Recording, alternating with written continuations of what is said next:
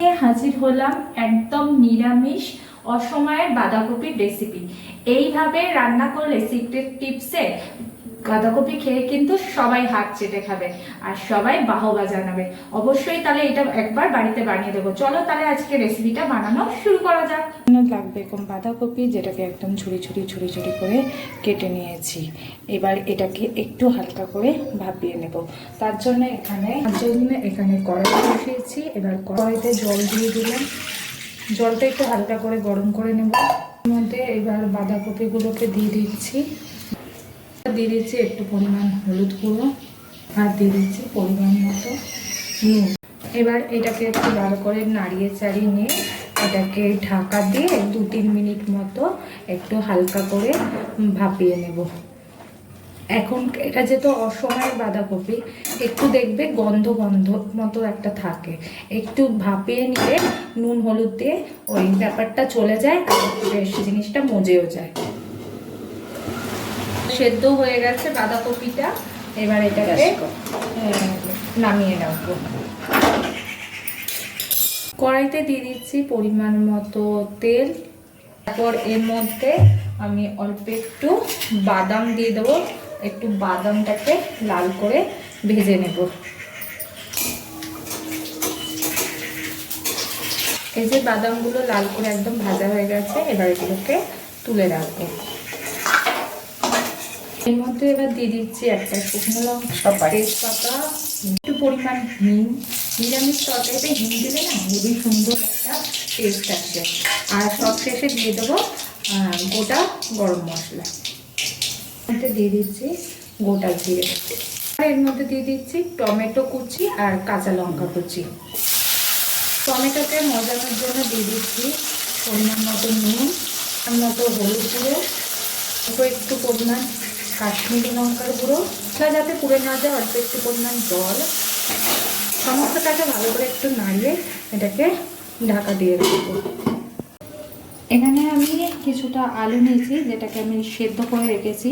সেদ্ধ করে বাঁধাকপিটা রান্না করব। আলুটা আমি এখানে সেদ্ধ করে রেখে দিয়েছি। এটাকে আমি একটু বড় বড় করে কেটে নিয়েছি। এটা করতে এসছে। এবার এর মধ্যে একটু জিরে গুঁড়ো, পরিমাণ মতো একটু ধনের গুঁড়ো। মশলাটাকে আবারও ঢাকা দিয়ে ভালো করে কষতে দেবো। মশলা থেকে সুন্দর যাতে তেল ছেড়ে আসে, ঢাকা দিয়ে রাখবো। মশলাটা একদম কষে গেছে।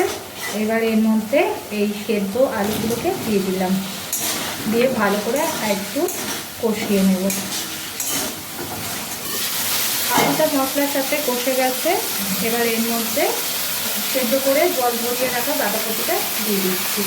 ভালো করে একটু কষিয়ে নিতে হবে। বাঁধাকপি এইভাবে রান্না করলে কিন্তু খেতে দারুণ লাগে। বাঁধাকপিটা ভালো করে কষাতে হবে, বেশ সুন্দর করে কষে যাবে। তারপরে একটু ঢাকা দিয়ে আর একটু কষিয়ে নেব। এটা ভালো করে একদম কষে গেছে। রান্না একটু মাখো মাখো করার জন্য এই জিনিসটা একটু দিয়ে দেবো, একটু সামান্য একটু আটার গুঁড়ি। এর মধ্যে এটা আমি আমার মায়ের কাছ থেকে সেটাকে একটু আটার গুঁড়ি দিয়ে দিতে হবে, সাথে সামান্য একটু পরিমাণ জল দিতে হবে। এইতে জিনিসটা আরও মাখো মাখো হয়ে যাবে। ব্যাস, আর কিচ্ছু হবে না। এবার এটাকে একটু ঢেকে রাখবো। তার আগে এর মধ্যে আরও কয়েকটা জিনিস একটু দিয়ে দেবো। এর মধ্যে দিয়ে দেবো বাঁধাকপি, তাই একটু চিনি তো লাগবে, একটু মিষ্টি মিষ্টি ভালো লাগে খেতে। আর এখানে ভেজে রাখা বাদামগুলোকেও দিয়ে দিলাম। ব্যাস, এটাকে এবার ঢাকা দিয়ে রান্না করলেই নিরামিষ বাঁধাকপি একদম রেডি। দেখো দেওয়াতেই কিন্তু কত একটা মাখো মাখো ব্যাপারটা চলে এসছে। নিরামিষ রান্নায় যদি তোমাদের মশলা কম থাকে না, তোমরা এরকম আটাটা আমি ডাইরেক্ট দিলাম, তোমরা একটু জলে গুলেও দিতে পারো।